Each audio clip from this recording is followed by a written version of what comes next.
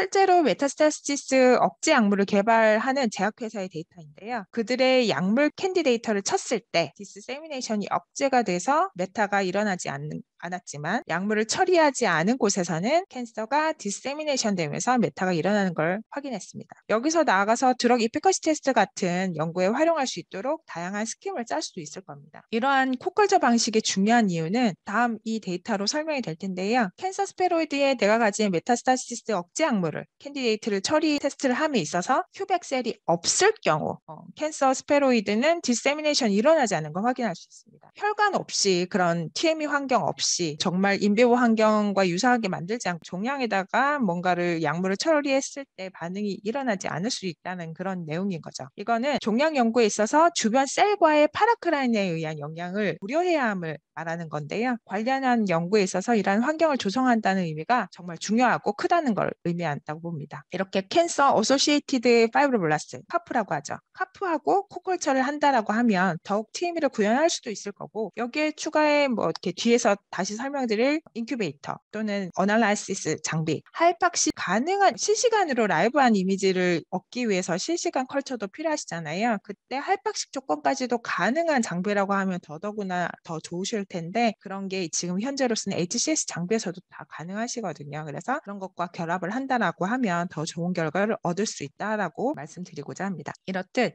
약물에 대한 드럭 스크리닝 또는 엑스비보 프로파일링을 하는 연구가 이러한 칩 형태에서도 활발히 이루어질 수 있고 이렇게 환자 유래 종양세포를 활용해서 약물에 대한 아이오 타겟들의 프로파일링의 연구가 굉장히 활발하고 이걸 통해 가지고 좀 더 자세히는 뭐 라이브 셀 이미징, 뭐 IF 또는 뭐 칩 내 키운 셀을 활용해 가지고 단백질 분석, 진 분석 그리고 칩 내 키운 셀 미디어를 활용해 가지고 사이토카인 분석 이런 것들을 다양하게 이룰 수 있을 겁니다. 이 데이터의 경우에는 AIM 칩을 활용해 가지고 아이오 드럭에 대한 그런 콤비네이션 테스트를 한 경우로서 그들의 캔디데이트 약물과 병행했을 때 더 좋은 결과를 얻었다고 하는 그런 데이터입니다. 이런 좀 더 모식도적으로 이렇게 설명을 드리면 이해가 가실 텐데요.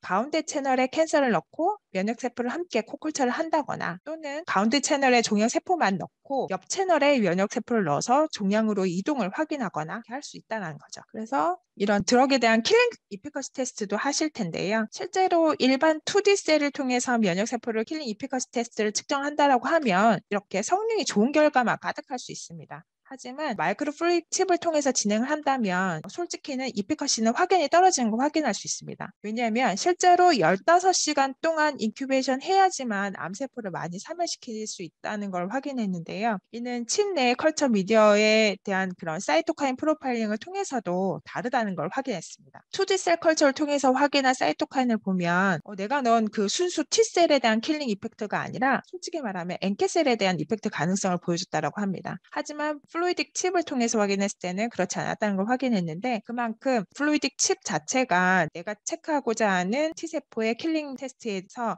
확실한 데이터를 줄 수 있다는 부분인 거고 그냥 일반적인 2D로서 만약에 그러한 테스트를 진행했을 때 나중에 그 뒤로 대동물로 갔을 때 또는 임상으로 갔을 때 실패 확률을 줄여줄 수 있는 툴이 될 수 있다는 부분으로 이해를 해주시면 될 것 같네요. 여튼 이를 통해서 알 수 있는 거는 환자 유래 종양 스페로이드 또는 오가노이드를 활용한 이런 엑스비보 연구에서 인비보 미믹한 조건으로 마이크로플루이딕한 칩을 활용할 수 있다는 부분이라는 것과 이를 통해서 새로운 바이오마커 발굴이라든지 아니면 잠재 타겟까지 발굴할 수 있어서 넥스트 연구에도 활용될 수 있다는 부분으로 이해를 해주시면 될 것 같네요.